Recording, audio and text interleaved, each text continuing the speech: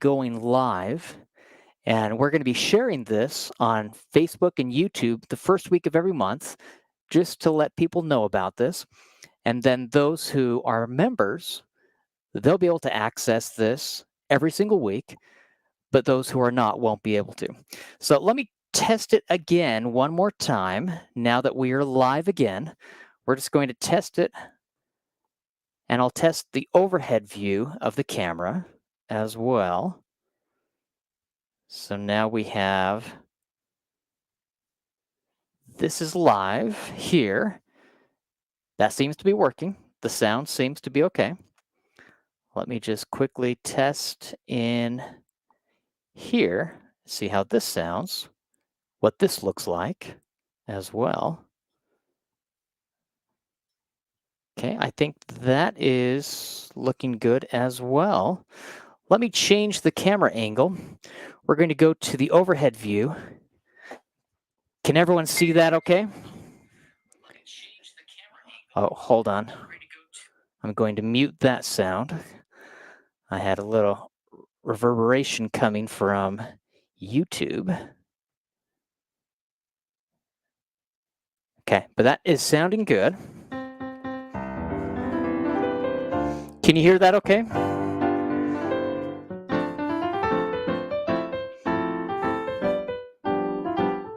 Good, thank you, Pamela.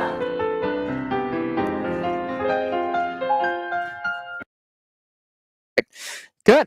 All right. I'm going to come back here to this view for a second, and then we're just going to get started. Monday, we have these essential piano teacher, I call them music mentor, piano lessons that we do for all of our members. And we start at 11 Mountain Standard Time, that's Utah, USA time, and we go until 12:30. So every week we have an hour and a half lesson where I work with piano teachers, teaching them music theory, improvisation, and composition. Now, those are the three main areas that I have personally found as I go and do presentations and speak across the country. The three main areas that most people want to learn about, especially piano students and piano teachers, it's music theory, improvisation, and composition. And I want to teach piano students and piano teachers not only how to learn about music theory, improvisation, and composition, but how to teach it. And so in these lessons that we're going to be going through, we're going to be focusing on they're kind of big and thick. This is my essential piano exercise series.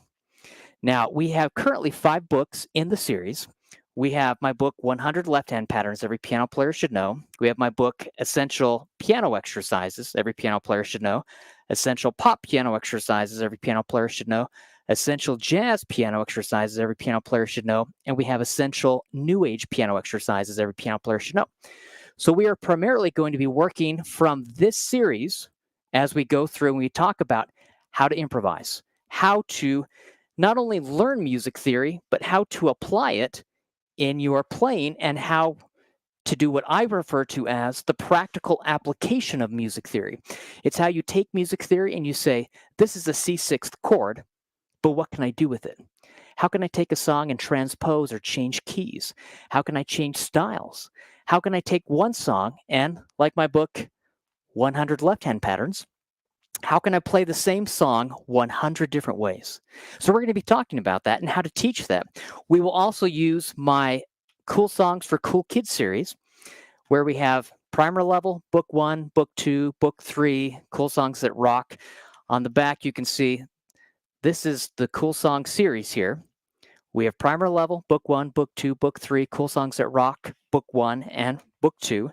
And so we're going to be focusing on those books as well. But to get started, what I'd like to do is do a quick improv example.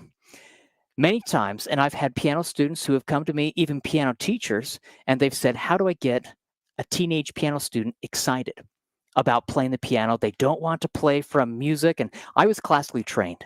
I love playing Chopin, Liszt, Rachmaninoff, but I also love playing jazz, blues, pop, new age, all different styles.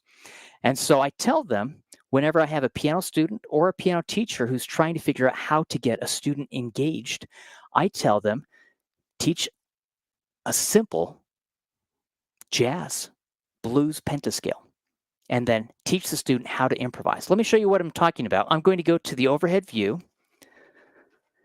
Now, when I'm teaching students about how to do a simple blues pentascale, the blues pentascale, it's the first 5 notes of the C major blues scale or any blues scale. So I'm only doing the first 5. Now, what I teach them and tell them is, first off, play a C major triad.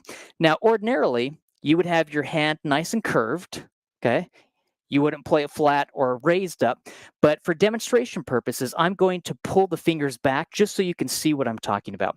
I have them play a C major triad, but I have them pull back the 2nd and 4th fingers. So they're just doing 1, 3, 5. Now, this is just for demonstration purposes, but here we have 1, 3, 5. It's a C major triad.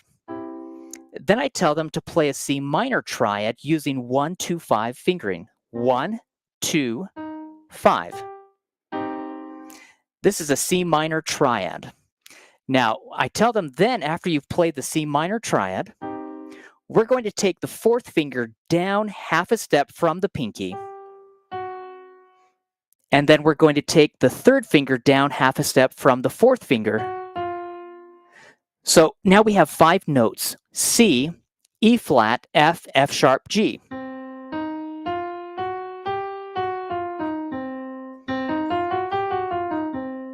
Pretty simple. I haven't even started swinging it. I'm playing it in a very straightforward, simple way.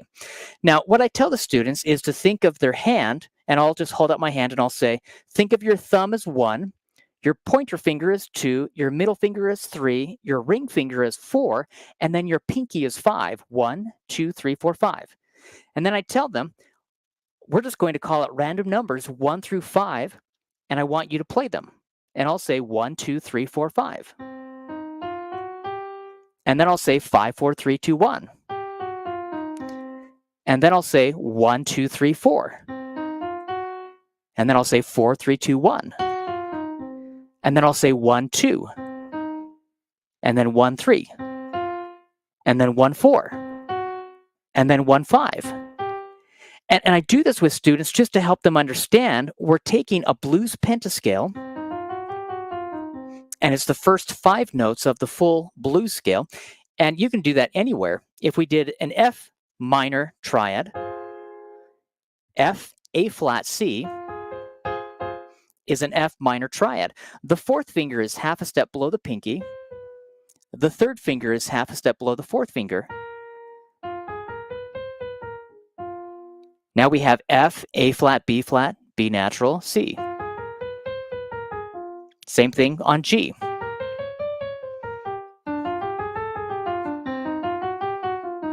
I can play this anywhere, and I'm just doing a simple blues pentascale.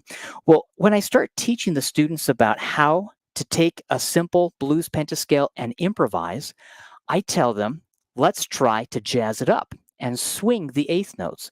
When you're playing 8th notes, and I'll come back here to the front view for just a second, when we're playing 8th notes, we have an offbeat syncopation. See, classical music, traditional music, it's all on the downbeat. 1, 2, 3, 4, 1, 2, 3, 4. With jazz music, it's on the offbeat syncopation. So we have 1 and 2 and 3 and 4 and. When you're teaching jazz, I tell them it's a long, short, long, short, long, short, long, short, long, short when they're swinging the 8th notes. So let me go back and show you what I mean. As we are playing the 8th notes, I have them do C, E flat, F, F sharp, G, just going up, and we're swinging the 8th notes. Now it's 1 and 2 and 3 and 4 and. And then we'll come down. We're swinging those 8th notes. If I can have them start to do that with a simple left-hand pattern, we're just going to start holding down the perfect 5th interval, C to G. And again, you wouldn't pull your fingers back. I'm just doing this for demonstration purposes. but C and G, while the right hand is just going up and down.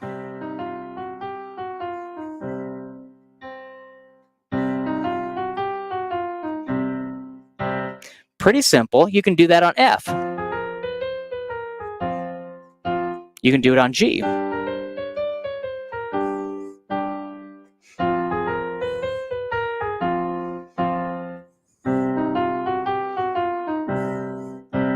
It's very simple, but what I tell students is I want them to mimic me. We play a game of copycat where they copy me.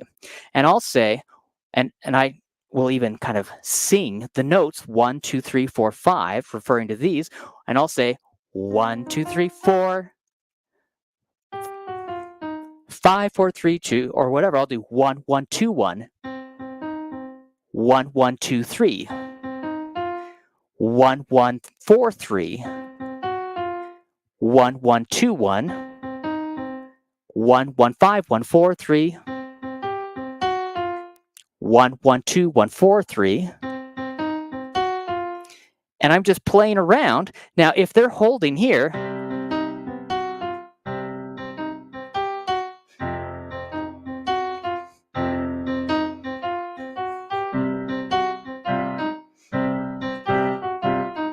and again, all I'm doing is holding down C and G.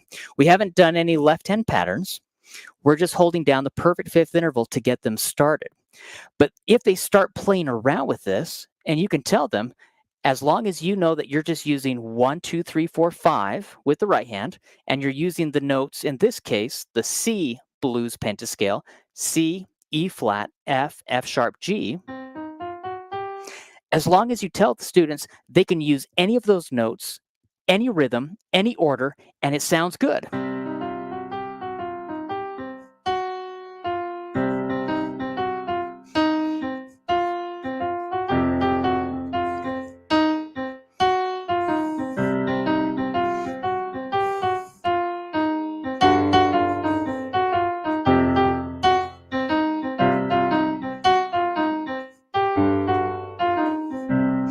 Now, with my left hand, I did a perfect fifth interval. And so what I teach students is I start to teach them about chord progressions. In this case, we're actually doing a 12-bar blues chord progression. If I start on C, I can start here with C, and then I can go down to F. And then I can go back to C. And then I can throw in a G, and then an F, and go back to C. Okay, pretty simple, not too difficult. Let me show you what I'm talking about. I'm going to open up my book, Essential Jazz Piano Exercises. Now, this book, we have a lot of jazz rhythms, jazz patterns. Okay, we're teaching a lot about how to do a simple 12-bar blues chord progression. Starting on page 51 from the book, well, actually, I'm going to go back a little before then. Okay, I'm going to show you just right here, pages 46, 47. This is Essential Jazz Piano Exercises. I have some simple jazz pieces that I composed to teach a simple progression. Now, it's using the blues pentascale, but it's teaching the students how to start improvising. I tell students, I want you to know the theory, and then I want you to know how to apply it. I refer to it as the practical application of music theory. If you know that the left hand, when you play C and G, that's a perfect fifth interval, that's great. Now, if you can apply that and say, if I play F and C, that's a perfect fifth interval, or C sharp and G sharp, or D and A, and you can move up chromatically in half steps through every key signature, and you can play the perfect fifth interval in every key. But then what can you do with it? See, how can you play around with it? How can you change everything? And that's what I help students understand. Let me play for you Locker Jam right here. And what I'm going to do is I'm actually going to open up the book in a PDF setting so you can see it on the screen as I'm playing it. That way, you'll be able to follow along as I'm playing through this. Now, those of you who've already purchased this book, you can just open to page 47 from the book, Essential Jazz Piano Exercises from my Essential Piano Exercise series. But let me just show this to you. Let me open it up on my end, actually, since we're already talking about this. And I'm just going to pull it up. Okay. I've got that opened up right there. And let me now share that. Oh, you know what I'm going to do? I'm going to share the screen so you can see it within my website. Hold on. Give me one quick second while I open this up. Okay. All right. Let me just pull this open right here and I'll share my screen so then you can see inside the website what I'm talking about here.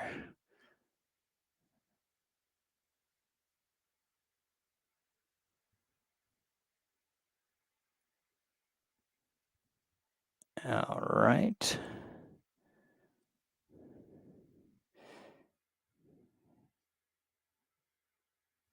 Perfect. Okay, let me just share that screen now. And we're going to share this right here. All right, so you should be able to see that. This is essential jazz piano exercises. Every piano player should know. I'm going to go right now to page 47 in the book. So let me just quickly type in 47. 46 is a little jazz groove. And you can see, again, the right hand is just doing a pentascale. And then 47, this is titled Locker Jam. Now, Locker Jam, I actually composed during one of my adult piano students' lessons to teach the student how to play the C blues pentascale, the F blues pentascale, and just start to play around. Notice what the left hand is doing. The left hand is actually playing a perfect fifth interval, and then I introduce the student to a major sixth interval and a minor seventh, simple barrelhouse blues left hand pattern. Let me play this for you, and you can hear what I'm talking about as I play this.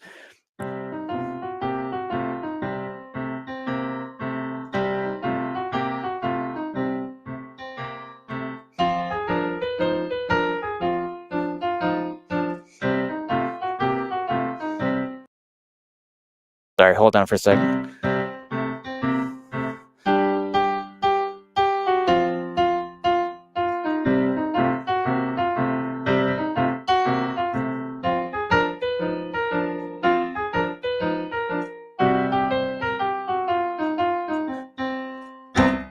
Okay, it's a simple piece, a very simple piece.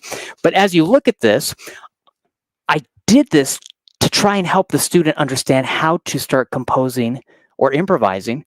And I created this during his piano lesson to help him realize you can take just those 5 fingers, in this case, with a C blues pentascale, C, E flat, F, F sharp, and G, and you can play those in any order.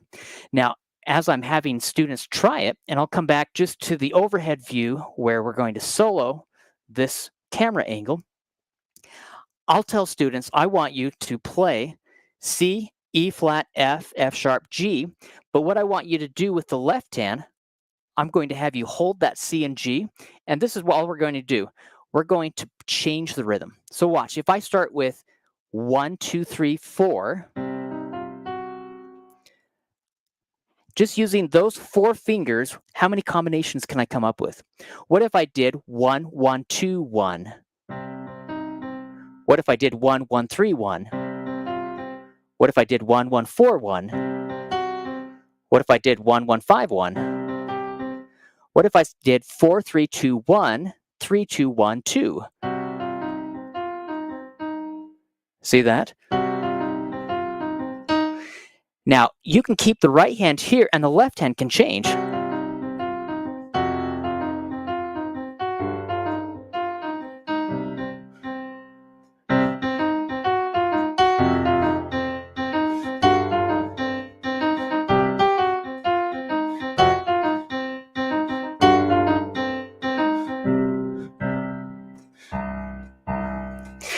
Pretty simple, not too difficult. It's a pattern. That's all it is. Music is all about patterns. If we turn the page pages 48 and 49, I help students start to understand how they can start to follow the 12-bar blues chord progression. Let me go back to this right here.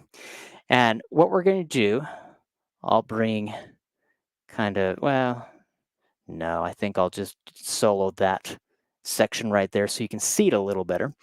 Now here, this is what I want to show you. Let me actually, I have way too many pages open. Hold on, I'm trying to exit out of some of these pages that I have open. Okay, there we go. So if I go to the next page, we have a 12-bar blues chord progression. When you are teaching students about a simple 12-bar blues chord progression, I like to have them try to play seventh chords. Now again, students, and I will teach them about different chords in my book, in most of my books, and I'll come back here for just a second, in my Essential Piano Exercise book, and I've included this in most of the books, we actually have the most common chord progressions.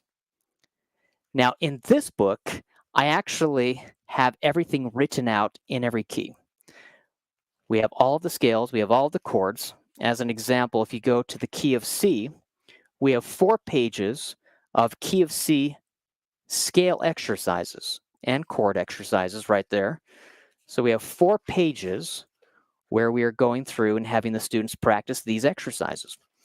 And then the entire book, initially, this book was written only in the key of C major. And I had everything in the key of C.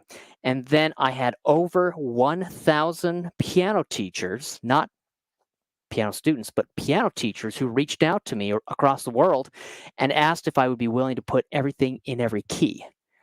And I said, okay, I'll do it. So I went through and I put every chord progression, every chord, major, minor, triad, seventh chords, you name it, in every key, in every inversion, blocked and broken. And I did that because I wanted the students to be able to practice. As an example, here we have all seventh chords, well, all major seventh chords, look at that, blocked and broken, in every key signature. I want them to be able to look at it and see what it looked like as well. Then we have all minor major seventh, we have all seventh, we have all diminished seventh, we have dominant. I mean, I went through every single key. Look at this. Here we have all seventh chords. Well, if I'm playing all seventh chords and I know how to play a simple C seventh chord, now to create your basic C major triad, you have a perfect fifth interval with the major third. That's how you create a basic C major triad. To create a seventh chord, you take your basic major triad and add the major seventh interval to create the C major seventh chord. That's a C major seventh chord. If I wanted to have a C minor major seventh chord, I would have a minor triad, which is a combination of a perfect fifth interval with a minor third interval, C to E flat. This is a C minor triad. So if I add the major seventh interval on top of that, then I have C, E flat, G, B. That's a C minor major seventh chord. If I wanted to play a C major triad and add the minor seventh interval on top, which is C to B flat, this is your dominant seventh chord. It's a seventh chord, C seventh, C, E, G, B flat. Well, if I can do that in every key, just moving up in half steps through every key signature, and all I'm doing, I'm taking these notes and just going up in half steps, which is great. That's wonderful. I tell the students, if you know that you have 4 notes in the chord, that means I can have 4 positions. C, E, G, B flat. If C is on the bottom, it's root position. C seventh chord root position. If the C is on top, this is first inversion. If the E is on top, that's second inversion. If the G is on top, that's third inversion.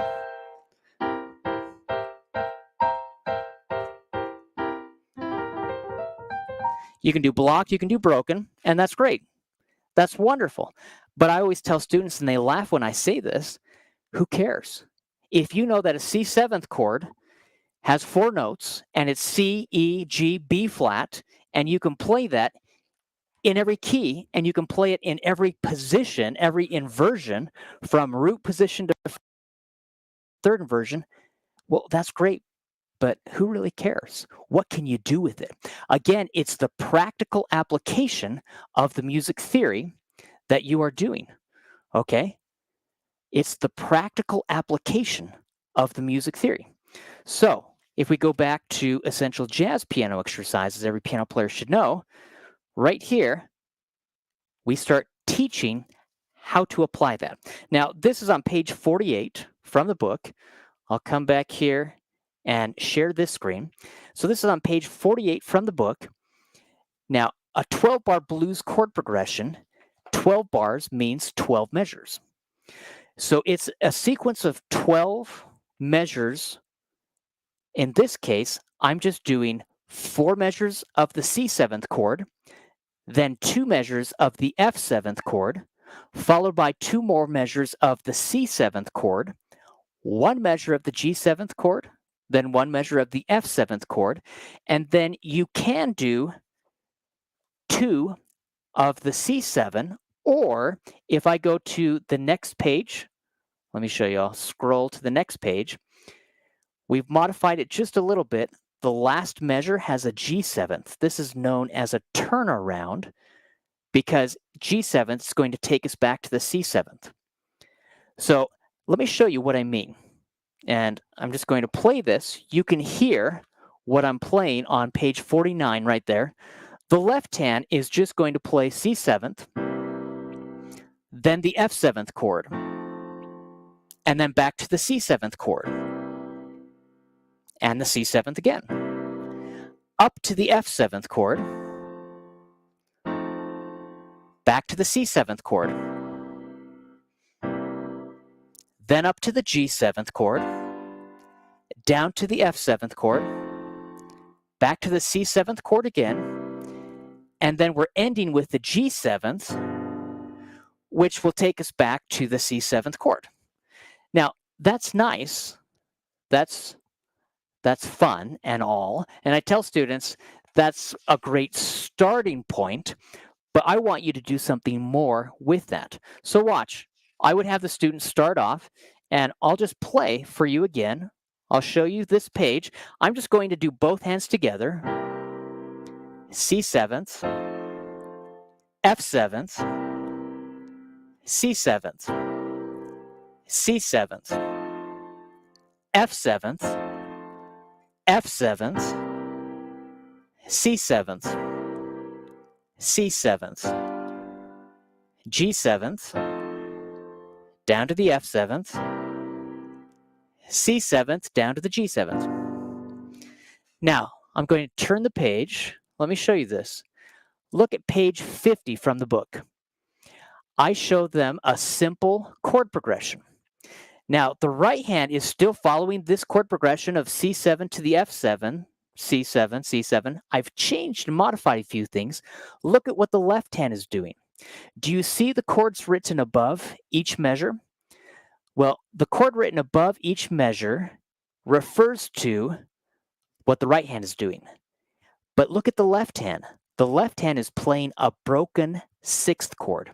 See how I have a broken C6th chord? So if I come back over here, this is my C6th chord. It's created by having your C major triad. And remember, you have a perfect 5th interval. See, we use intervals to create chords. Intervals are the most basic building block. Once you understand about intervals, it will completely revolutionize not only how you teach, but students can sight read faster when they are looking for the intervals, whether it's a perfect blocked or harmonic interval or a melodic broken interval. They can start to see what it is. So if I have this is C and G, I'll play it right here. If I add the E, that's a C major triad. If I add the 6th interval, that's a C6th chord. If I break that apart, It's a walking bass pattern. Now you could add the minor seventh interval up on top.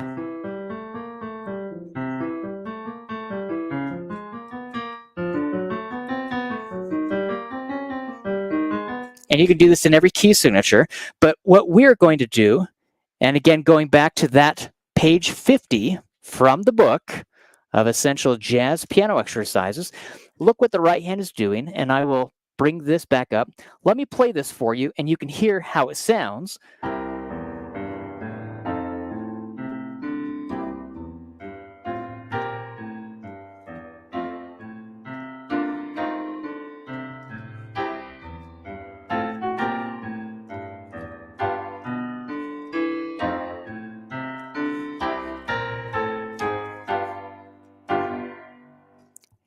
Very simple. It's not too difficult at all. Now, my left hand is just doing a broken sixth chord. And then I go up to the F6 chord and I play a broken F6 chord in measure 2.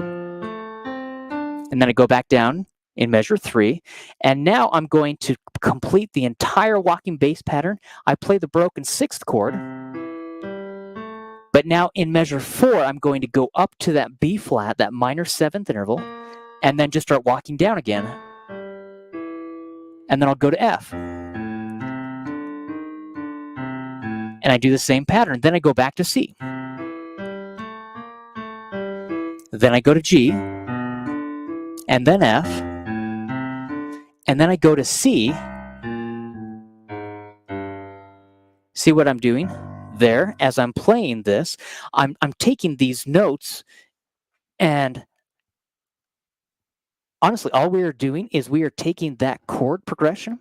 Now, it's a 12-bar blues chord progression because there are 12 measures, but the right hand is just playing the C7th chord, the left hand is just playing the 6th chord, breaking it apart. That is all we are doing. I will have students, after I've shown them how to do a simple blues pentascale while the left hand is playing a simple left hand pattern, I'll have them try this. And you would be shocked. Even if they can't read music very well, they can actually start to do this when you break it down simply and say all you're doing with the right hand is playing a 7th chord blocked while the left hand is playing a broken 6th chord. That's it. That is all you are doing. And it's great because all of a sudden they start realizing that the music theory, it's more than just dots on a page. It actually means something when you start applying it. Now, I'm going to come back here to the music, and I'm going to turn the page. Let me show you 51. Now, look at the difference. This is page 50. Let me go back to page 51. All I changed was the rhythm. If you look at measures 1 and 2 on page 50, we have a whole note with the right hand. And then if you go to page 51, all I did, instead of holding it out for the entire whole note, I came in early, right before the left hand plays the broken F6 chord. Okay? Let me play the difference between the two. I'm going to go back up to, again, this is page 50. I'll play page 50 so you can hear how this sounds, and then I'll go right into playing page 51.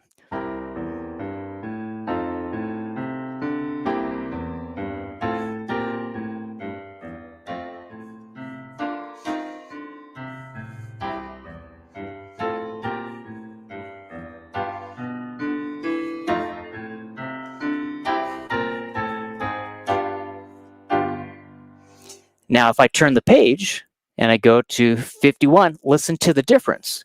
It sounds a little more jazzy.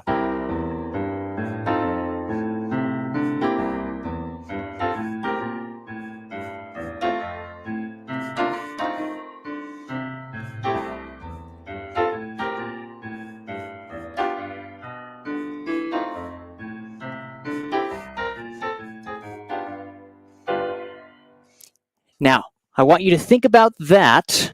I'm going to come back here to the front view for just a second. Think about what you just heard. It's much more jazzy, and it's a fun, jazzy sound. But now watch what I'm going to do.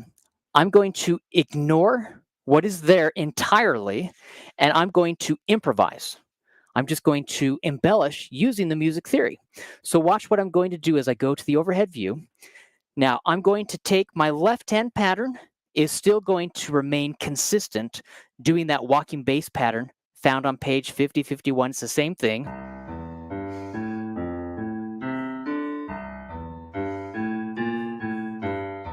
Same left hand pattern. I'm going to follow that progression. The right hand pattern, however, I'm going to take my 7th chords, and instead of just playing root position, I can play either root position, first inversion, second inversion, third inversion, or go all the way up to this root position. And I can even break them apart, play them blocked or broken.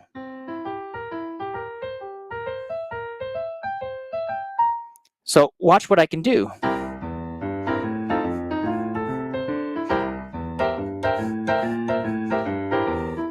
See how I'm changing quite a bit here.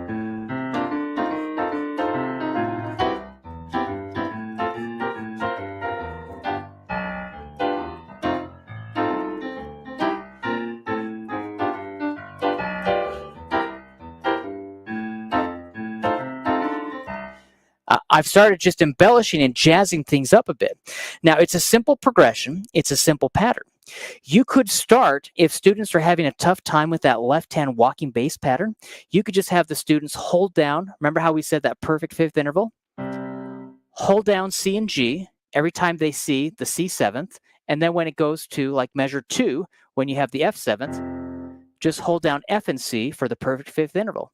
Now, watch what I can do with that.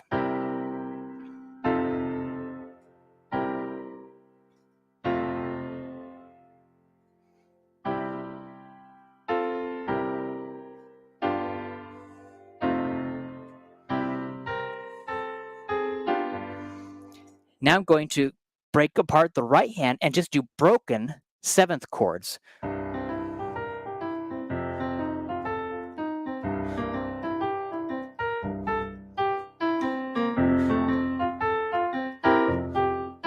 Now I did just the F triad instead of the full F7th, which I could have done, but I just broke down that triad.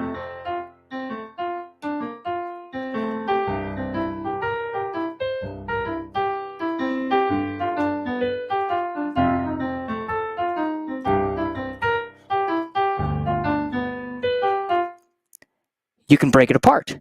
Now, going back to what we did at the very beginning, remember the perfect 5th left hand with the right hand playing the blues pentascale, either on C or F or G.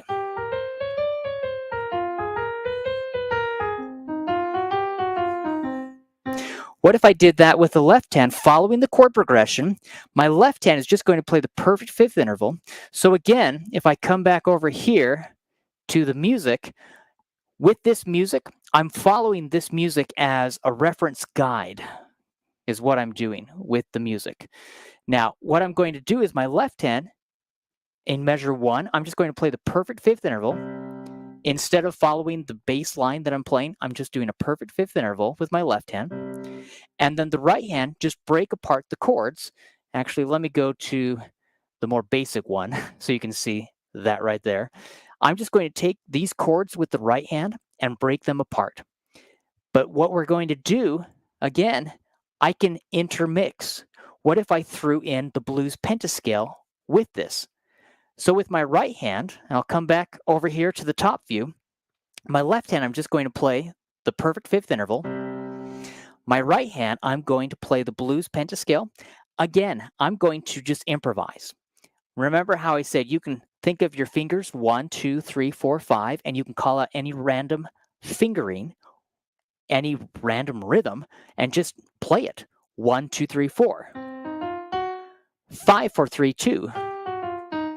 1, 1, 2, 1, 3, 4. 5, 5, 4, 3, 2, 1. Okay, I can do any rhythm I want. If I just hold down the left-hand pattern of the perfect 5th, but I'm going to follow that blues chord progression found on page 50 from my book, Essential Jazz Piano Exercises. Now watch what happens.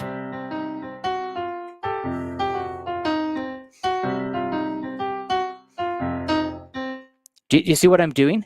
I'm just improvising. And I'm teaching the students how to play around following a 12-bar blues chord progression. Let me just improvise something, and we'll start. It will be 12 measures. So again, this is 1, 1.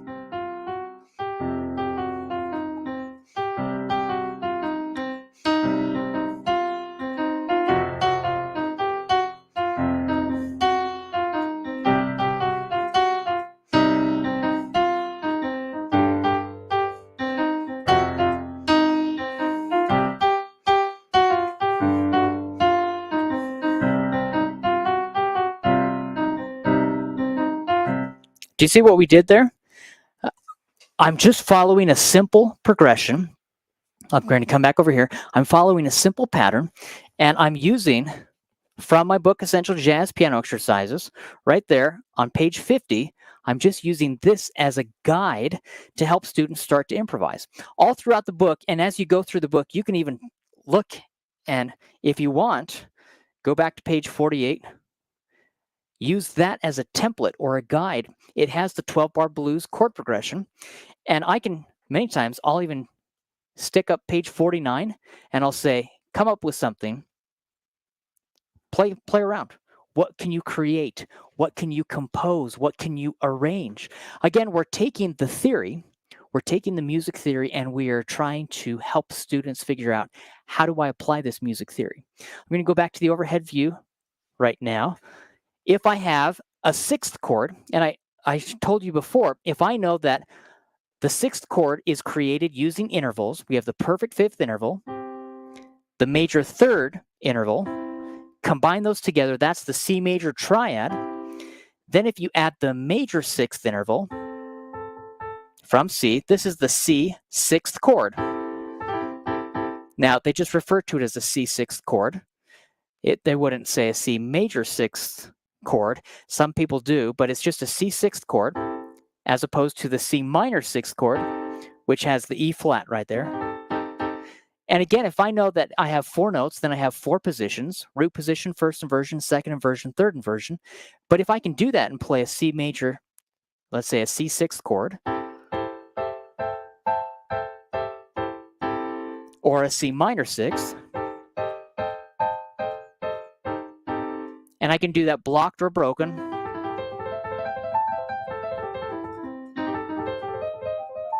and I can play it in every key, well, that's great. But who cares? What can you do with it?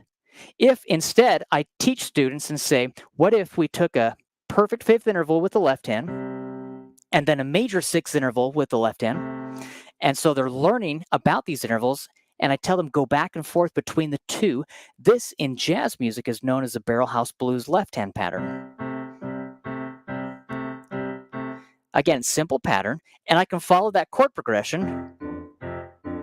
I can go back and forth from this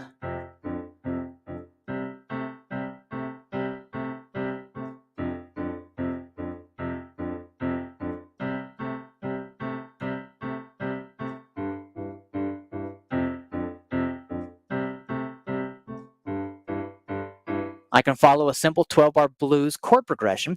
If I can teach students about that, and then I can say, can you take a sixth chord with your right hand and just play the inversions?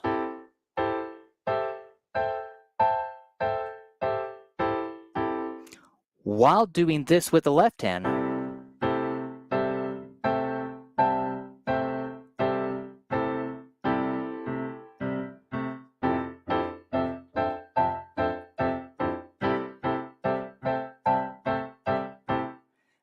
I'm teaching them how to move in different directions even.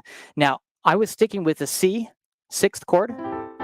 What if I went to an F sixth chord when I went down to the F? Back to the C sixth chord. G sixth chord. Back to the F sixth chord. And I'm teaching the students how to start to improvise. I can tell students, if I'm having them follow this chord progression, keep this simple left hand pattern, and then the right hand, I can tell them, take that sixth chord. What if I broke it apart?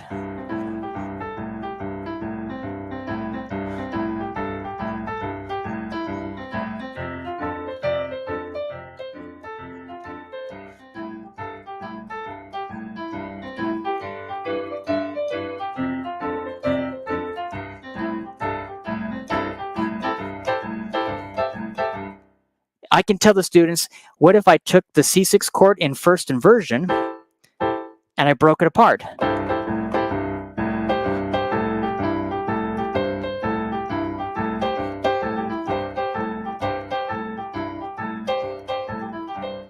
Now, that could easily lead us into teaching them about not the minor blues scale, which we just talked about, but the major blues scale. The major blues scale, if you think of it in terms of, again, the theory, how to teach it. Do you remember when I said if you play the minor blues scale, teach it by having a minor triad, fourth finger is half a step below the pinky, third finger is half a step below the fourth finger. Okay, simple progression. And then you can add the minor seventh interval on top. That's a full blues scale. That's the minor blues scale, but sometimes they just refer to it as the blues scale. The major blues scale is actually a variation off of the minor blues scale. They're both interrelated. If, for example, I did the A minor blues scale,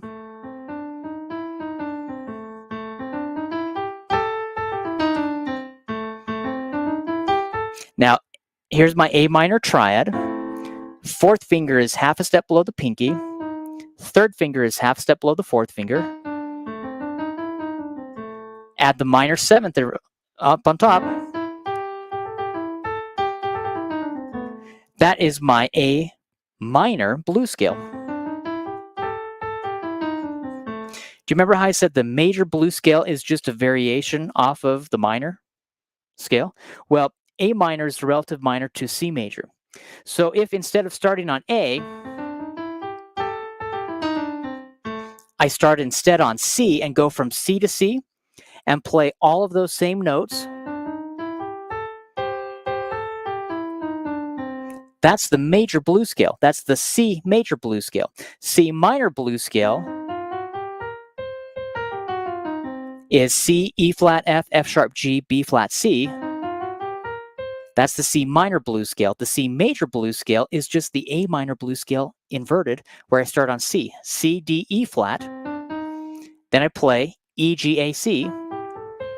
Whenever I teach this to students, I tell them, take your three fingers, 1, 2, 3, and we're just going to play C, then do a whole step, and then a half step. C, D, E flat. And then we're going to play a C sixth chord. Remember C, E, G, A? We're going to play that in first inversion, which is E, G, A, C. Remember, whole step plus the half step. And then the C sixth chord, first inversion, E, G, A, C.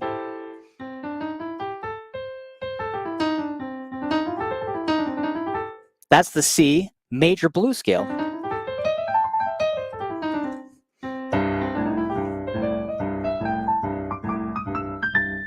All I'm doing is playing this C blues scale.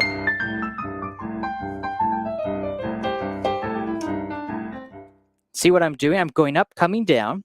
And I tell students, if you can play that C6 chord in root position, C, E, G, A, in first inversion, the best fingering is 1, 2, 3, 5. That's a C6 chord first inversion. Well, if I can just take those notes, I can play them any rhythm, any order, and they sound great.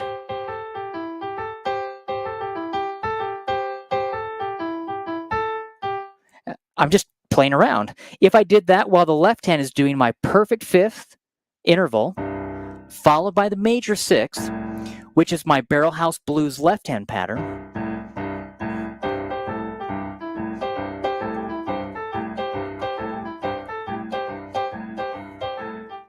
and I could just stay there with that right hand pattern while my left hand follows the 12-bar blues chord progression and goes up to F.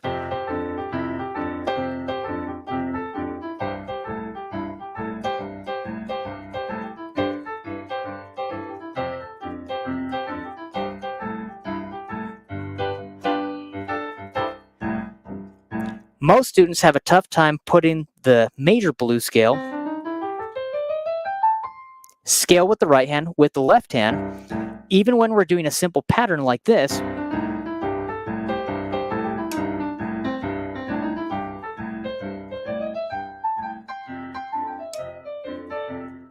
they have a tough time kind of putting the two together. That's why I teach them whole step with the half step, and then the C6 chord first inversion.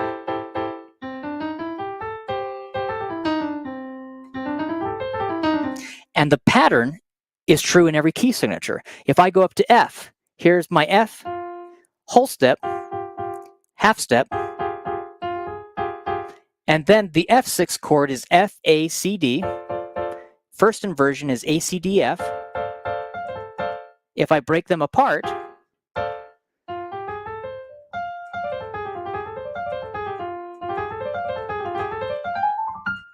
simple pattern. Same thing on G. If I start on G, here's a whole step with the half step. There's my G6 chord, G, B, D, E. In first inversion is B, D, E, G. That's all I'm doing.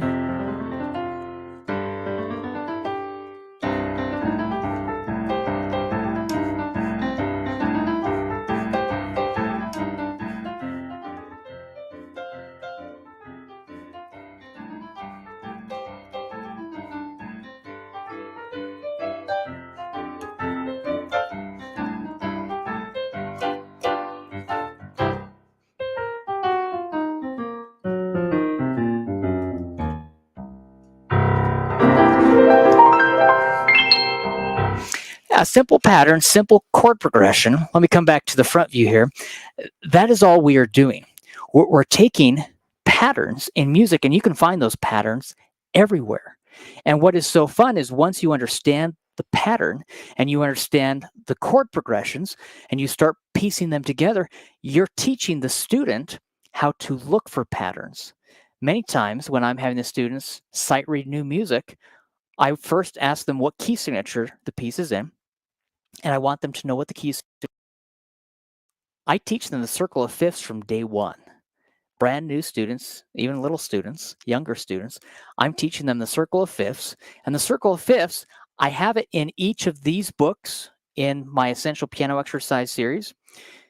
If you look at, and I'll just pull, since I have this book right here, on page number, if I can get there, page 6 and 7 from the Essential Jazz Piano Exercise book, page 6 and 7 has the circle of fifths.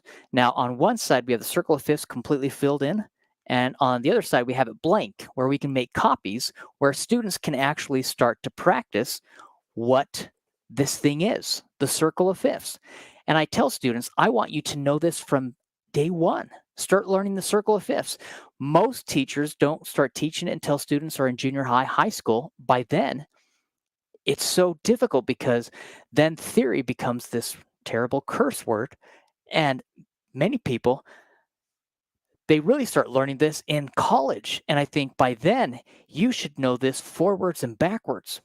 Now, just a brief little, everyone should know this, okay? But I want you to start thinking about the circle of fifths. Here we have the circle of fifths. It looks like a clock.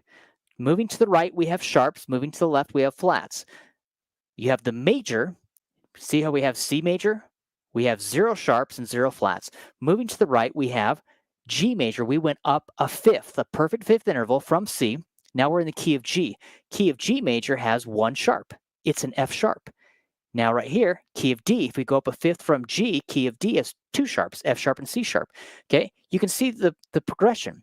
Do you see how we have the major key signature listed above and the minor key signature listed below? We have C major and A minor is the relative minor.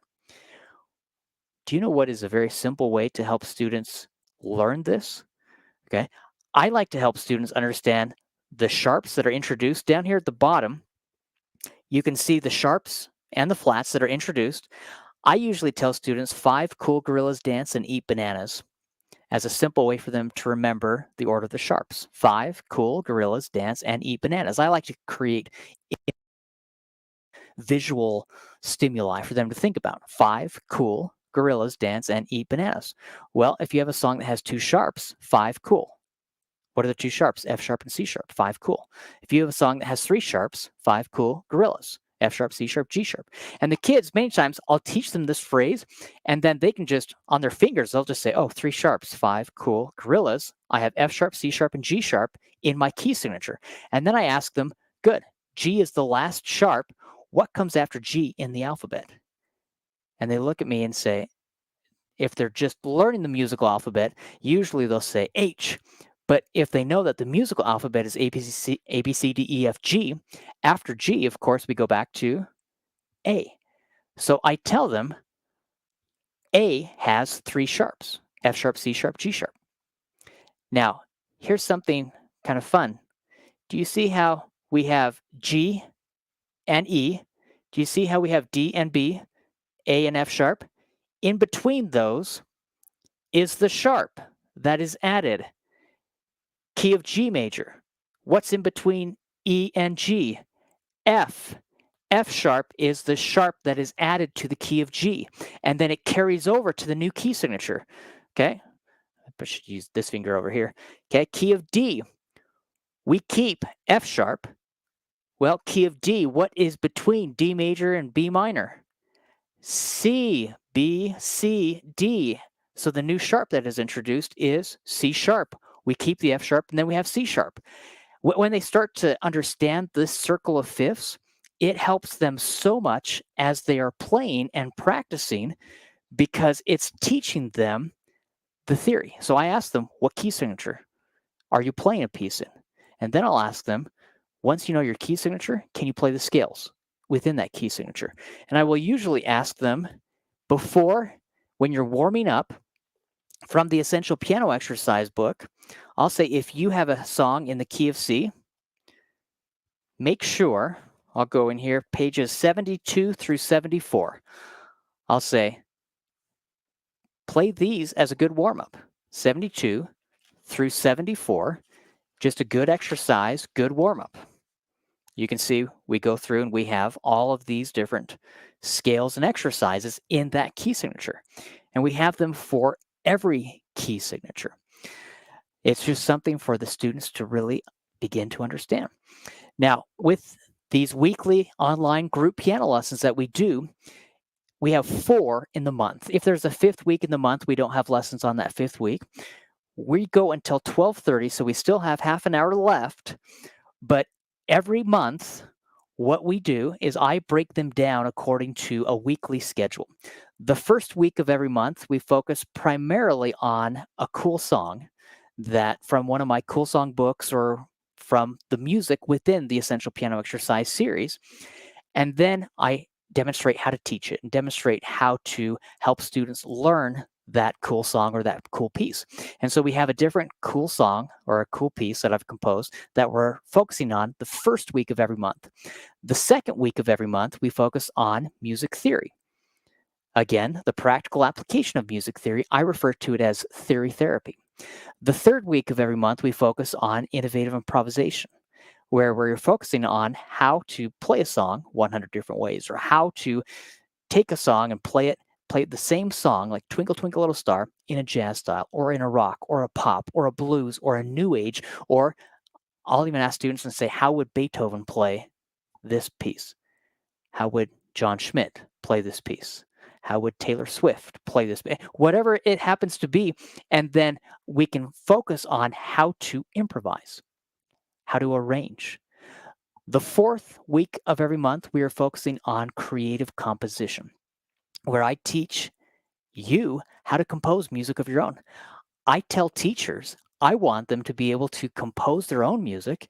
I would love to have you come out with your own books, and we will even dive into, I'll pull up, I like to use Logic Pro when I'm scoring and kind of orchestrating. Right now, in my book, Adventure Awaits, that I came out with last year, I am finishing all the orchestrations for that.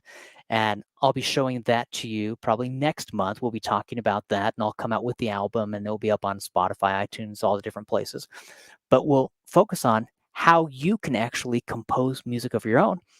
And then I'll even demonstrate and teach you. Right now, I'm learning how to do Dorico. I was one of those finale fanatics, and I love finale. Fast with finale. I'm getting better with Dorico. I'm learning Dorico, but I'll teach you how to use Dorico or Finale. Of course, Finale is dying off, but Dorico is a great software program so you can learn how to input and notate your own music. A lot of times what I will do is I will play, if I'm composing something, I'll play it with a click so I have it everything kind of mapped out, and then I'll pull up the MIDI file, pull it into Logic Pro, and then I can orchestrate and add other instruments and add guitars or keyboard synths. I have different guitars and bass and accordions, different instruments that I'll add to things. But I'd love to teach you how to make music of your own. Today, with the remaining 30 minutes that we have, I wanted to actually talk about this book, Essential Pop Piano Exercises, from the Essential Piano Exercise series. Now, everyone who is part of this course, you received all of these books as PDF downloads. Everyone who is part of our weekly online group piano lessons, you have the PDF books. If you would like to buy the spiral bound set, you can buy the spiral bound set, kind of heavy, of all 5 of these books. They come as a set, and it's on my website, musicmotivation.com. It's over 1,000 pages. I mean, these are pretty thick books, and you can get the spiral bound books. Now, if you live inside the US, we ship these books for free from my website for the spiral bound series, or you can go to Amazon and then you can just buy the paperback version. If you want, just take the paperback version into your local print company and they can cut off the paperback binding and they can put the spiral binding on for you. It's really cheap. Very easy to do. We don't ship the books to anywhere outside of the US. Sorry, apologize. But that's why you can go to Amazon and just buy the book on Amazon, and then you can get the physical copy. But this book, I finished this about a month or 2 ago, and I came out with the album. Now, the album is up on Spotify, Pandora, iTunes, Amazon. There are 31 original pop pieces that I have in this book, and I will open up I'll open up the PDF version of this as well, so you can see as I'm kind of scrolling through everything within this book, what it looks like as well. That may take just a second. But I wanted to show you, for fun, I have some music videos, and I'm just going to show you segments of these on my YouTube channel. You can go and you can watch all of these music videos, but I'm just going to show you just a few sections because some of the videos can be anywhere from 3 to 6 minutes long, and I'd rather be teaching and demonstrating at the piano than just having you watch the videos when you can go to my YouTube channel and you can watch all the videos whenever you want. But let me just show you. I'm going to quickly, let's see. Oh, hold on. Oh, there it is. I was trying to find my Essential Pop Piano Exercise book so I can show you. Okay. Let me share this page right here. So this has the book, and I'm just going to move this over just a little bit. Now, I'm just going to scroll down. The book starts out with just a basic, circle of fifths, key signatures, goes through, has a rhythm overview of rhythms, and then it has some basic music theory. Okay, just to kind of remind people, the intervals we talked about, perfect first, prime unison, major, minor second, minor third, talking about how to use intervals to create chords, which is very important. And then I actually have all perfect fifth intervals and the most common chords in every key.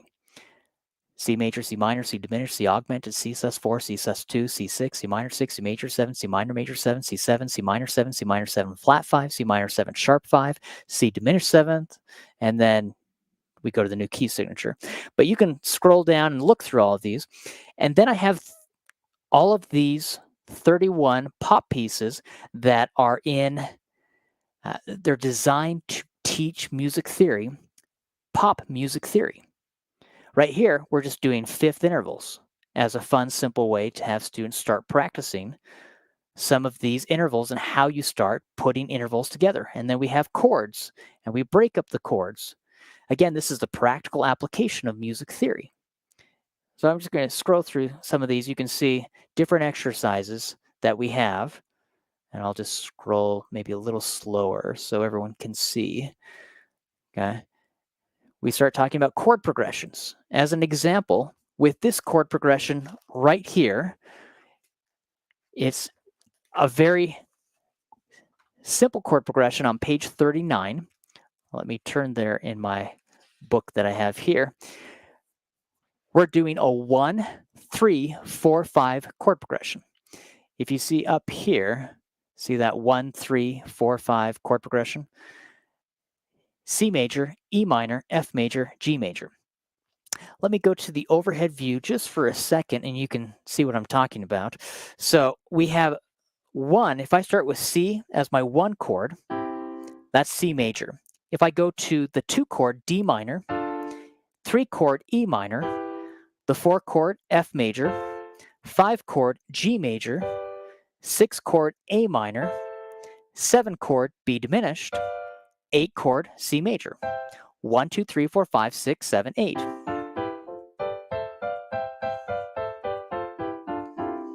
Okay, and I'm just playing that, moving up to the right.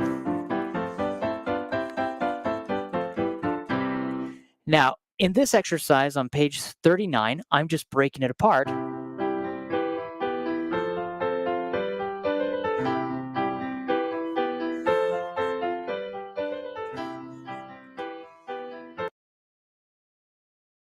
Back over here, sorry.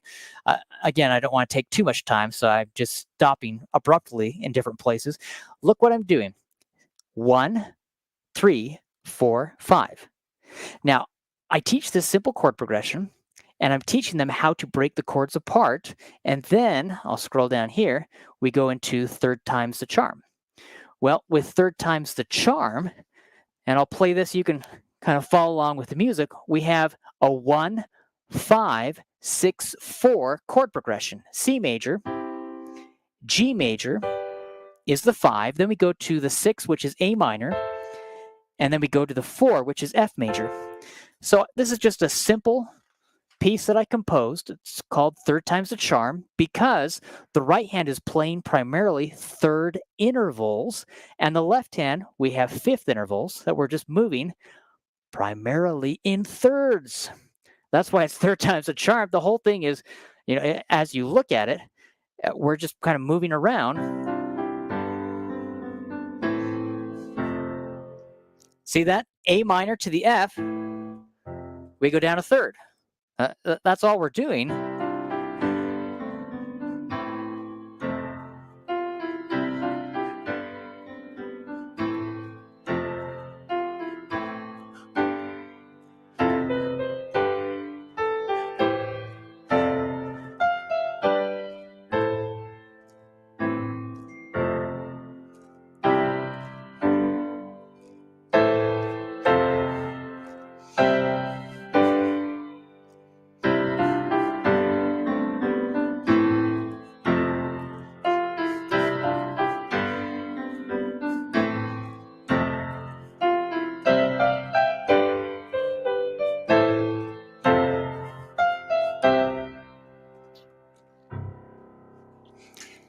Now, we have all of these various exercises that I've created to help teach students how to play.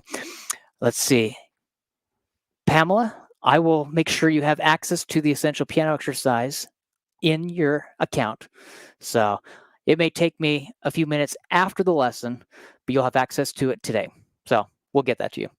Okay, perfect. Yeah, the teachers who are on live, and we have several of you who are on live right now, you can actually be chatting and commenting, and I'm looking at it. I do have the comments of those on YouTube or Facebook. I just haven't really been responding to those because I have them on a different screen. Apologize about that. But what I want to show you, this entire book for Essential Pop Piano Exercises, it has different cool songs from beginner level in the key of C, moving clear up to late intermediate advanced. Now I'm going to show you some videos for the more advanced students that I think they'll really like. Pop music, just like jazz and blues, it's kind of syncopated offbeat rhythms. But instead of just the offbeat 1 and 2 and 3 and 4 and, with pop music, we have a lot of 1 and 2 and. So it's not 1 and 2 and, it's holding the notes 1 and 2 and then you have a tie between the and, 2 and, clear over to the 3. So it has a lot of offbeat syncopation. Let me show you what I mean. I'm just going to show you some snippets from some videos that you can find on my YouTube channel. And you can actually, this is from my new album I just came out with last month. It's titled Effortless. And Effortless, actually, all of the pieces from Effortless are found in this book. I actually have 3 different albums that are included in this book. Pulse is another one. I just barely came out a few weeks ago with a brand new single titled I Believe God Has a Plan for Me, and that is in here. It's a Christian pop song, and the music and the words, the lyrics are in here for that one as well. But as an example, let me show you. On page 103, this is Effortless. Okay. Again, key of C, not too difficult. The first page is pretty simple, and then it starts picking up. You can see it starts getting a little more complicated. Most of these I tried to keep in this key of C intentionally, just because with pop music, you have a lot of intriguing rhythms. But I fully orchestrated all of these. Let me show you what I mean. This one, and I'll play just the first part of this. It's titled Effortless. Let me play it for you.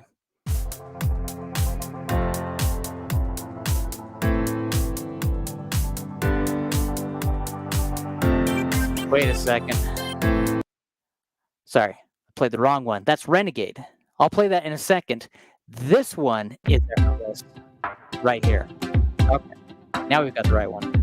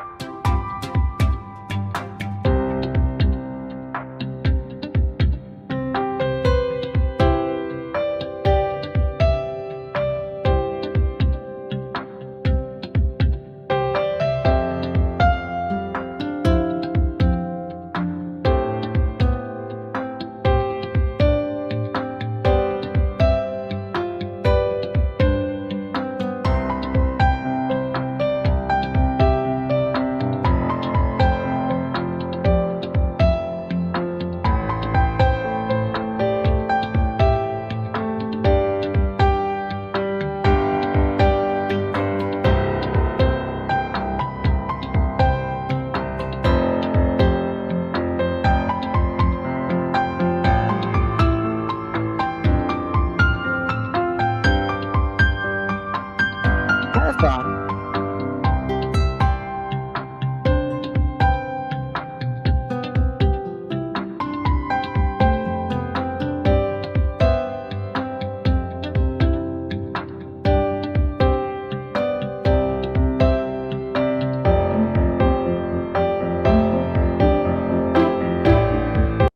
So all of these are in this book, Essential Pop Piano Exercises, and they are fun techno pop pieces that are fully orchestrated. What I wanted to do, and I have an entire series of these kinds of books I'm coming out with, where I'm coming out with the album fully orchestrated, but they feature the piano as the primary instrument, but they have guitars and drums and keyboard synths, and students can play along with them. So you have in your account, when you buy this book, you actually have not only the accompaniment tracks with the piano, you have the minus tracks without the piano, where students can perform these at a concert with the drums and the guitars and the keyboard synths and everything playing along. They receive, the 4 clicks at the front, and then they're able to play along with it. But it's really fun for the students to play with these. Let me show you another. This is titled Renegade from this book.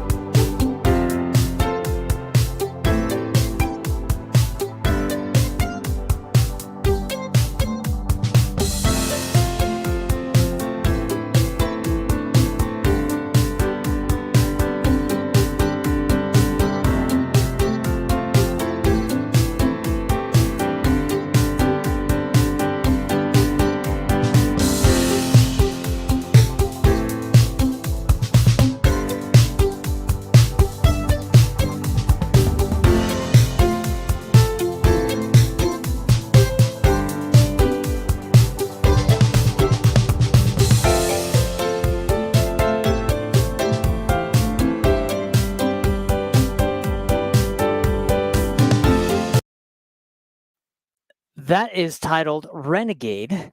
And again, that is from Essential Pop Piano Exercises. As an example, I'm going to pull this up right here.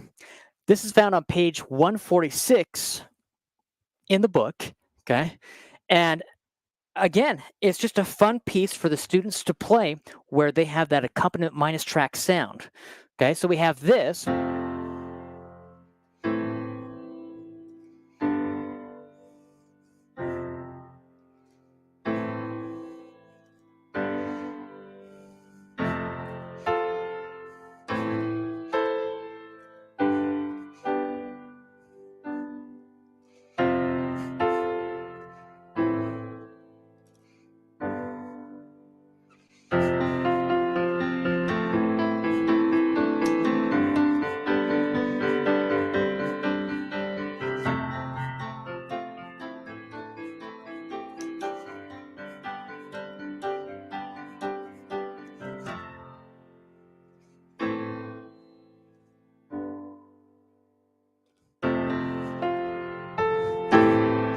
Okay, and I went on to the next page, sorry. But it's much better when you play it with the minus track, I'll be honest with you. It really sounds fun, and you're playing with the drums and the keyboard, and it's the best metronome students can have, which is why I like having the students use the Cool Song series. And within my website, we have the Cool Song series that students can go through and play along with every single cool song that I've come out where I have the minus tracks for them. And at the end, I'll take you to my website and I'll show you what they have access to and what they can play along with, which is really fun for them to try. So that is Renegade. Here's another one for fun. This is Anticipation from the book. This is found, you would think I would have all these memorized, what page they're on, but I don't. I have so many books. There it is. 181. So if we come in here, 181, right there, Anticipation. This is in the key of C minor. So E flat major, C minor is relative minor, okay? But we have it in the key of E flat major, and it kind of goes in and out from major to minor. But this is Anticipation. Listen to this for a second.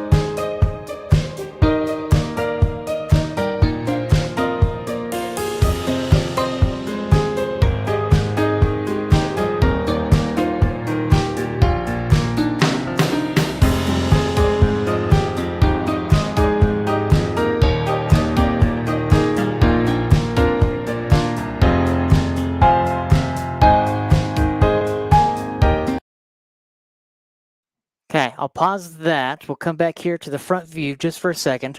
Now, these cool songs that I've composed and created, and I've fully orchestrated all of them, and I keep coming out with more. Right now, I'm actually in the process of redesigning my books, Sea Fever and Triumphant, and there are 10 in each of these books of fun pieces that I've composed.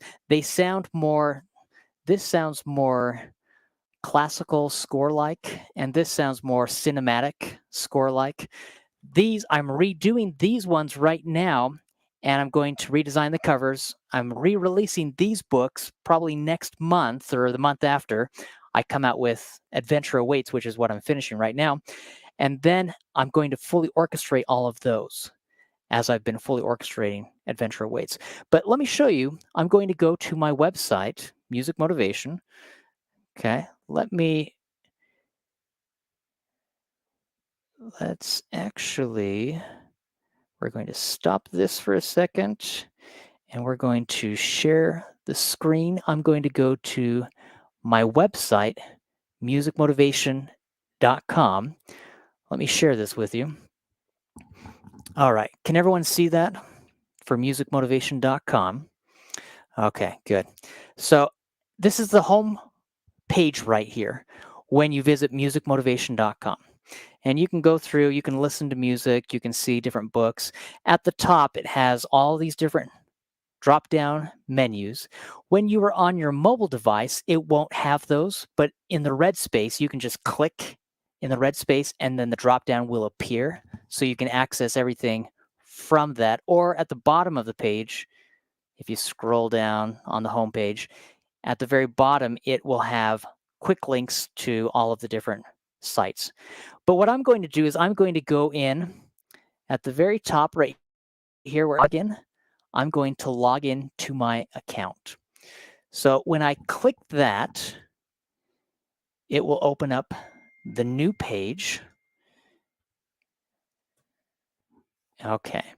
And then this is what happens. I've already logged into my account, but this is what it looks like when you log into your account. For those of you who have purchased any of my books, you have lifetime access to all of the PDF books that you've purchased. If you have purchased my Essential Piano Exercise series, you have lifetime access to those, or the Cool Songs series, which you also have video lessons for the Cool Song series.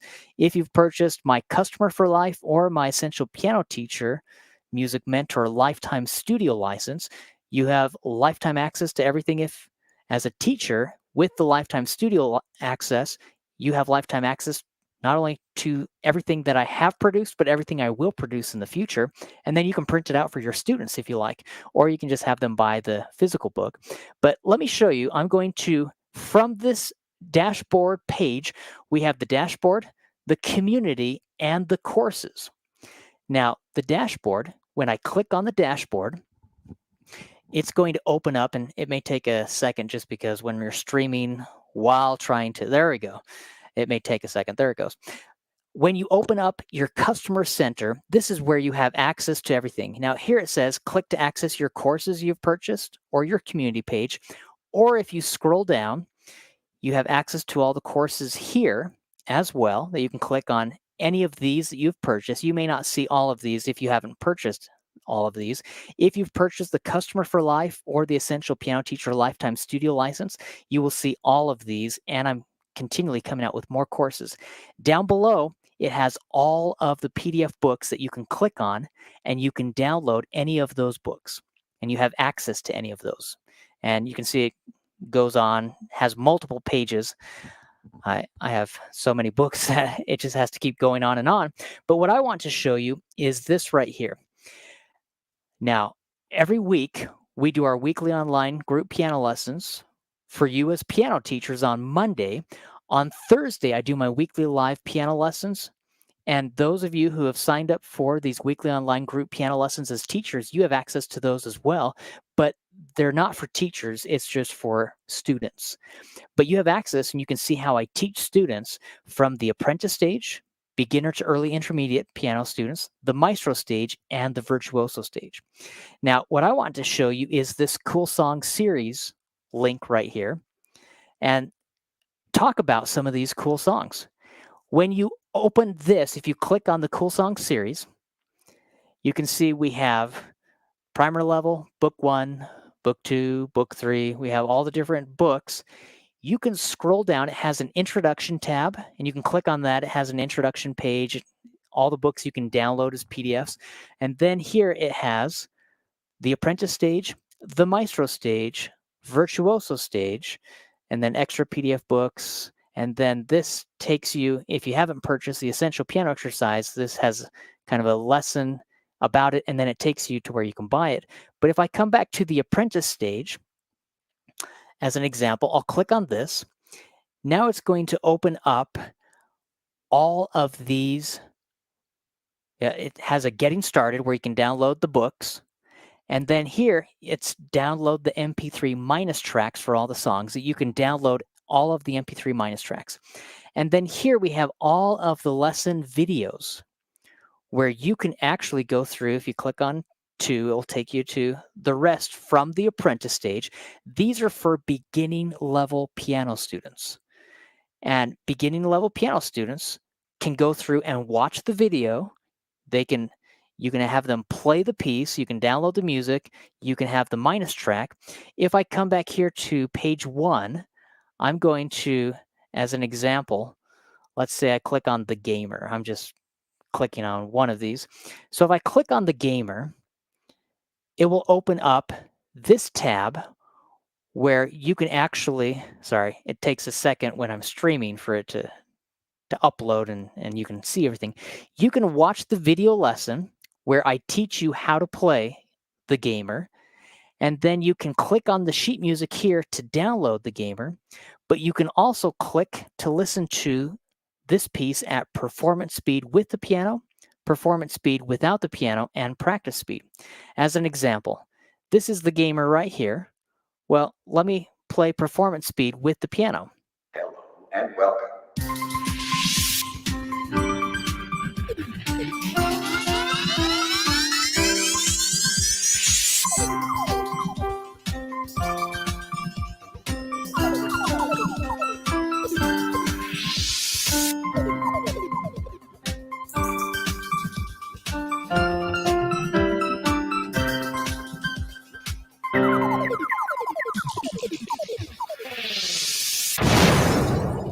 Game over. And yes, that is my voice saying game over. Okay. It's just a simple piece, but it's fun for students to play along with that. Now, if I were to go back over here, I'm going to go back to, as an example, we'll do the Maestro Stage. Up here at the very top, I can click here to go right back to the dashboard, or I can click here to return to the customer center for music motivation. So I tried to have easy spots where you can just click back and go and find everything else. But if I go into the Maestro Stage as an example, now we have cool songs that, oh, wait a sec. Oh, sorry. Not the Maestro Stage. I want to go back to the Cool Song series. Sorry, those were our weekly lessons that we have with the Maestro Stage. Okay, now go to the Cool Song series and go to the Maestro Stage within the Cool Song series. I got ahead of myself, sorry. As you scroll down, same thing, you have all of these different videos, but now these are a little more advanced, okay? As an example, this is Sonic right here.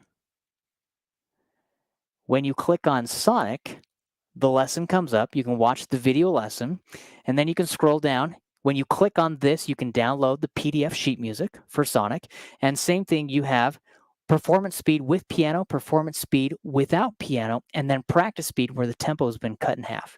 So listen to this. This is Sonic with the piano.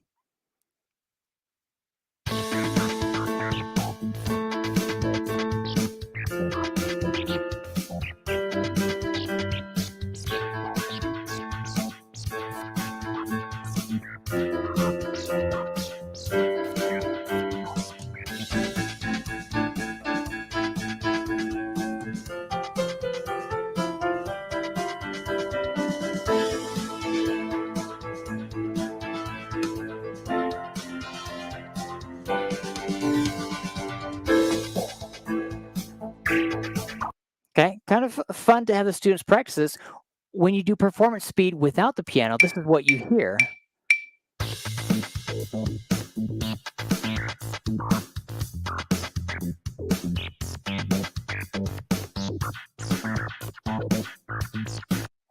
The piano part has been removed, but it still is that performance speed, so piano students can actually perform these and play along at I like to call them really cool concerts. Instead of recitals, with my own students, we refer to them as cool concerts because that's what they become. They play along with the minus tracks. I've had students who perform these at school where they will have the minus track blasting through the surround sound speakers on the stage with a grand piano, and then they're playing along while all of these sounds are coming, and it's really fun for them. At practice tempo, the tempo has been cut in half, and it has the metronome all the way through.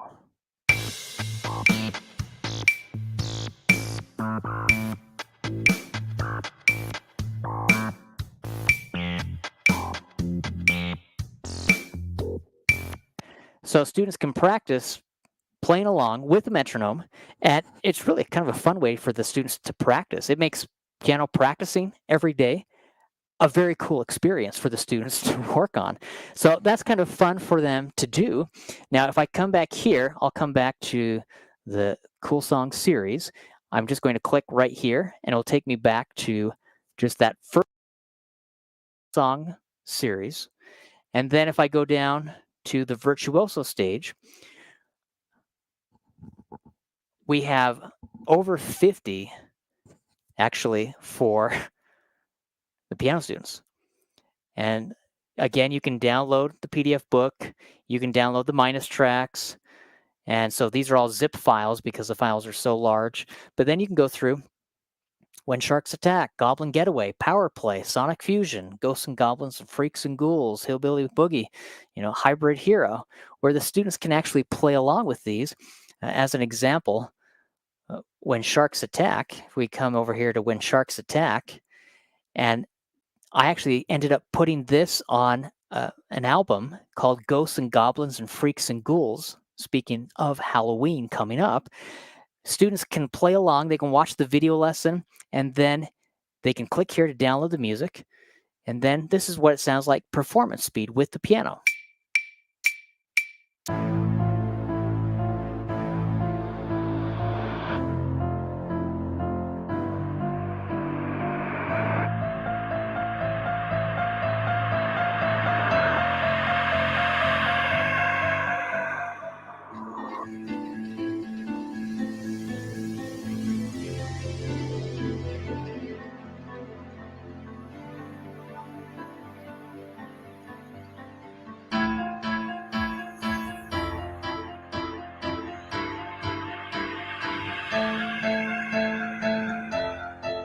Kind of some fun different sounds for the students to play along with. And you can check this out. I mean, we don't have time to go through. We have hundreds of these cool songs, so we don't have time to have you listen to everyone. But when you log into your account, everyone who has purchased, you can purchase this as a standalone. It's the Cool Song series. And right here at the top, see where it says Home, About, Shop, Motivation, Cool Songs. If you go to Cool Songs, that's where you can buy it. Everyone who has signed up for these weekly group online piano lessons, you actually had to buy the Cool Song series before you had your weekly, monthly tuition, that is going. So you can have all the cool songs that we work on every single week. But these are just fun, different styles. We have pop, we have rock, we have jazz, we have blues, we have new age, we have classical, we have all different styles. Here's Hybrid Hero. And it's almost kind of like a techno pop, like punk style.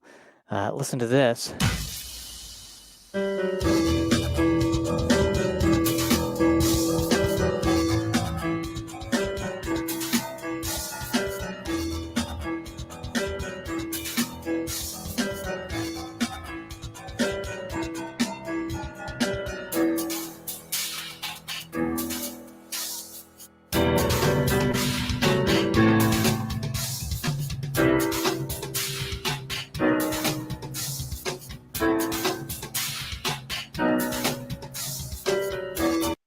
It's almost like a steampunk style for the sound. Okay, so completely different style. For example, that sound is very different. If I go over here, let's say that I want to go to, okay, Taking It Easy. Listen to this, or Devotion, or Road Trip. I mean, these all sound very different than what you just heard. If I come to Taking It Easy right here, very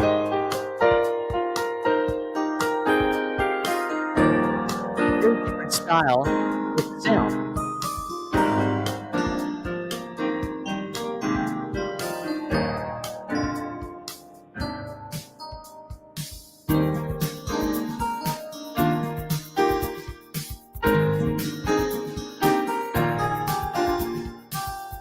Okay, so again, you can go through and you can look at these, and there's so much that you can see.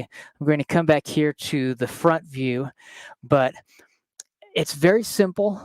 We have hundreds and hundreds of cool songs, 200, I think almost up to 300. They're not all fully orchestrated, but I think we have like 163 that are fully orchestrated that you can have students learn and play from. And it's so fun for the students because they're learning the music theory, they're learning how to play fun pieces, but as they're playing them, they can play along with drums and guitars and keyboard synths, and it's fun for the students. It's like the coolest metronome for students to use. So that is something fun. Now, we're going to stop. I know we went over a little bit today. Usually we try to keep it an hour and a half every Monday from 11 a.m. until 12:30 p.m. And again, that's Utah, USA time, Mountain Standard Time. We have these weekly online group piano lessons that we do for piano teachers. It's something that we do just to help piano teachers learn music theory, learn improvisation and composition, and how to teach them to their students. Again, the first week, we focus on, I show you a bit of everything, but we focus on a cool song. Second week, we focus on what I refer to as theory therapy, where I teach you music theory the fun way, and then I teach you how to apply it. Next week, that's what we're going to be focusing on, is how to teach music theory and how to start to use music theory in a really fun way with your piano students. But I'm also going to be teaching it. As I teach it, I'm going to be sharing. Sometimes we have teachers at different levels. So many times that's why I like to teach and I like to show you what I'm doing and explain how we create the chord, how we create the scale, how we create whatever it is that we're doing. And then I tell students, it's not just learning the music theory, it's the practical application. How do you apply it? I don't want you to be able to play a C major scale and know how to play it 1, 2, 3, 4 octaves, contrary motion and parallel motion. That's wonderful. What can you do with it? How can you apply what you've learned? How can you take it? If I went to the overhead view as an example, if I have a student that they learn how to play a C major scale, and they can do that contrary motion, and they can do that parallel motion, and they can do it as octave intervals, and I tell them that's great. Who cares? But what if they could actually take that? What if they took a left-hand pattern, like a 1-5-8 left-hand pattern? And when I say 1-5-8, I'm referring to 1 is the tonic. You have probably heard tonic, supertonic, mediant, subdominant, dominant. Okay, these are just talking about the relation. Well, here, if I'm using 1 and having my tonic be 1, I'm going to go up 1, 2, 3, 4, 5, 6, 7, 8. This would be 9, 10, 11, 12, 13, 14, 15 is 2 octaves right there. Well, I'm going to play 1-5-8 CGC. If I do that pattern, it's one of the patterns from my book, 100 Left-Hand Patterns. It's a 1-5-8 left-hand pattern. Now, I could do 1-5-8, 5, 1. What if I did that pattern?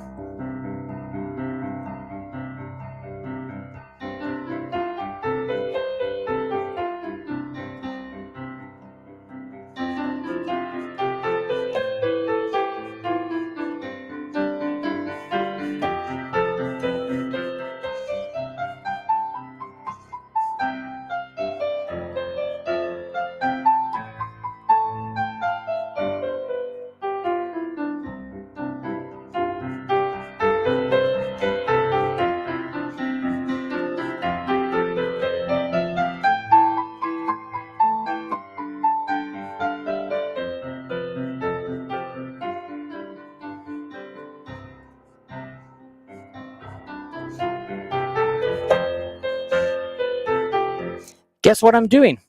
My left hand is just doing a 1-5-8 left-hand pattern, and I'm doing octave intervals. And I would change. I would start on C. I could start on D, E, F, G, A, B, C. My right hand was just doing the C major scale.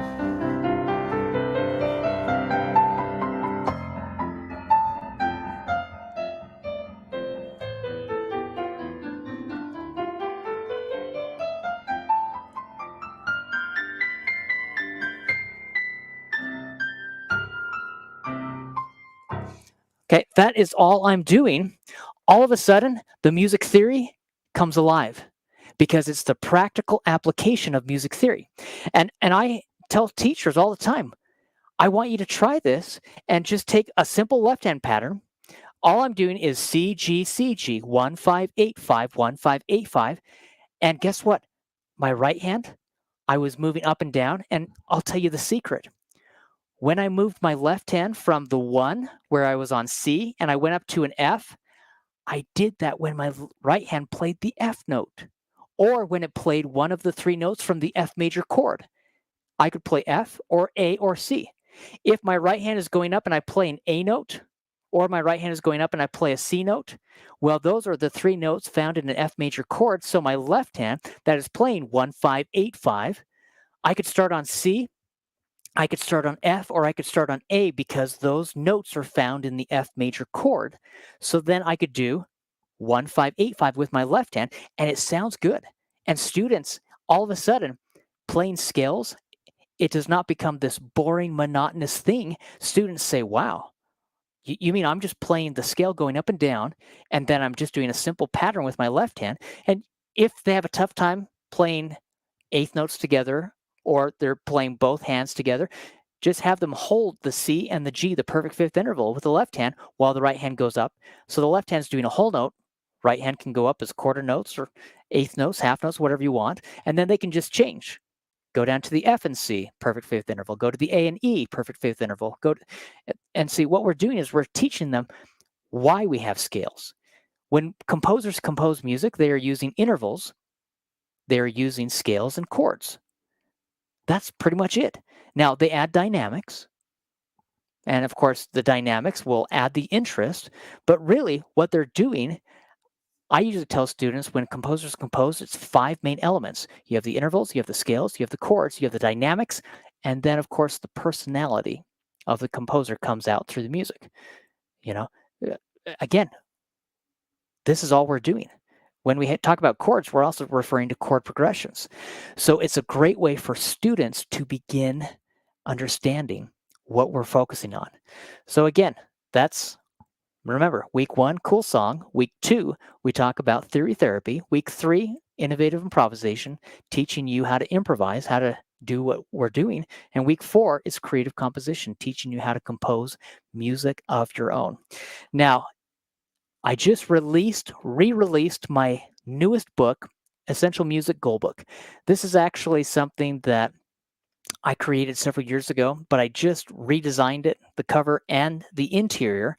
You can actually buy the physical book on Amazon for $9. And I mean, if you have Prime, you can get it shipped for free. But what it is, it's a goal book for students where it starts off, and I include this right here. Oh, I guess I should put it over there. This right here is my music motivation mentorship map for the Apprentice Stage, the Maestro Stage, the Virtuoso Stage. And then it goes through, remember how we talked about the circle of fifths?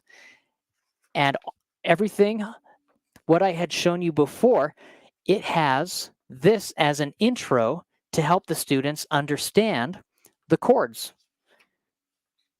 common chords. And then what it does is I break down and explain about the Apprentice Stage, the Maestro Stage, and the Virtuoso Stage, kind of giving them a guide or a roadmap.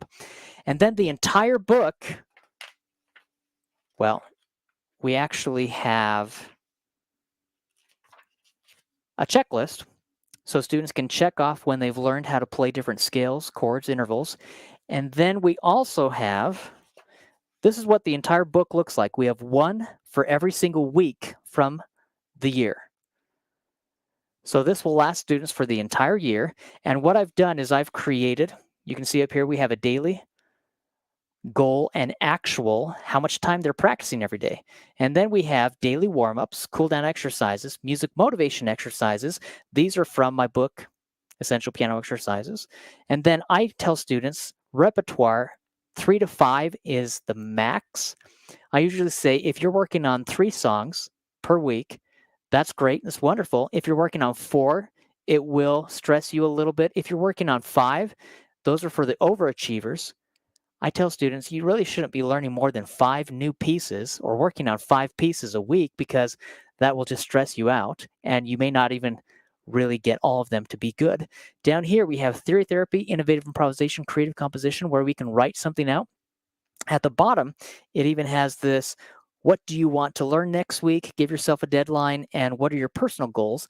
It says for the self-motivated student.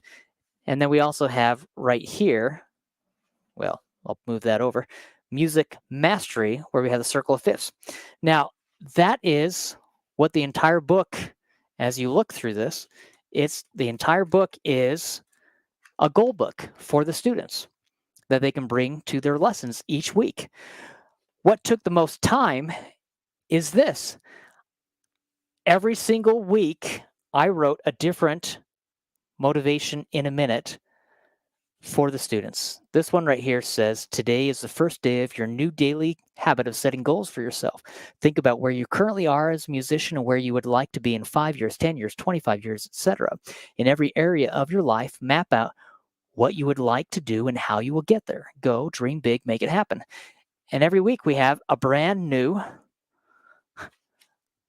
motivational message for them. So that took more time than anything to create this book. That's something you have as a resource for your piano students as well. I just wanted to end the lesson every week. When we end our lesson, and I know we've gone over, I apologize for that. I like to read a quick motivational message or poem from my motivational books I've written. So I like to, when I'm not coming out with albums and music books and doing motivational speaking, I like to write motivational books. This is a book of poetry I've written titled Poetry That Motivates. It has 157 motivational poems I've written. This is a book titled The As If Principle, Motivational Poetry. It has 222 motivational poems I've written. This is a book titled and Pointers. And then Motivation in a Minute, Book 1. I'd like to read from my book, Perceptions, Parables, and Pointers, just a motivational message just to end our lesson. The book is divided into 3 sections: my own perceptions on life, and then parables, short motivational messages and stories I've written to teach values and morals, and pointers, 222 of my favorite inspirational quotes from some of the most amazing women and men throughout history. So what I'd like to do is just read one of these from the book, and we'll just end every week. I like to end with a motivational message to kind of inspire people. This says, make time for music. It's on page 15. Not all of these are about music, but some are. So I'm just going to end our lesson today with this little quote that I wrote. It says, make time for music. Learn about different genres and types of music. Get to know the history of music. Study about composers. Learn to read music and learn how to play and sing music. Learn to play at least 1 to 2 musical instruments. Make music of your own. Play your instruments daily. Share your music with others. When you do so, you not only share what you love, you share yourself with others. And that's the key. That's why we're learning music. That's why we are sharing our music with others. It's not only to enrich us and to enrich our lives, it's to enrich those around us, that we can share our love with them.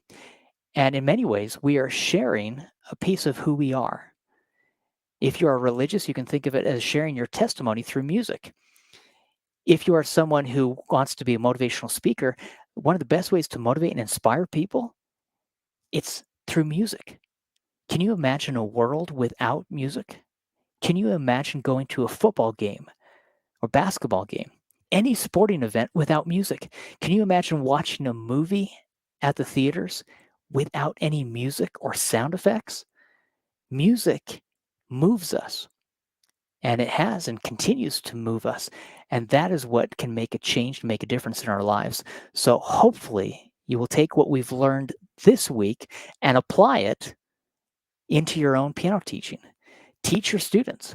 That's why we do this. I want you to share with your students what we are working on and what we are learning every week, because then they can be motivated. They can be excited. You can use my resources that I have. The students can buy either the PDF books from my website.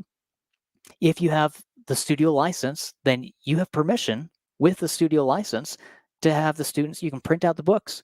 If you wanted to, I even encourage teachers, if you purchase a studio license, print out the books and charge the students for the music.